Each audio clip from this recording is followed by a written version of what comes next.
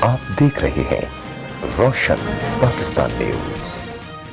تحریک نفاذ اردو پاکستان شعبہ خواتین کراچی کے وفد نے نفاذ قومی زبان اردو کے لیے ملک گیر کے قائد فاروق ستار سے ملاقات کی۔ وفد نے تحریک نفاذ اردو پاکستان کی سرگرمی سے آگاہ کیا اور اردو نفاذ کی قرارداد پر دستخط بھی لیے۔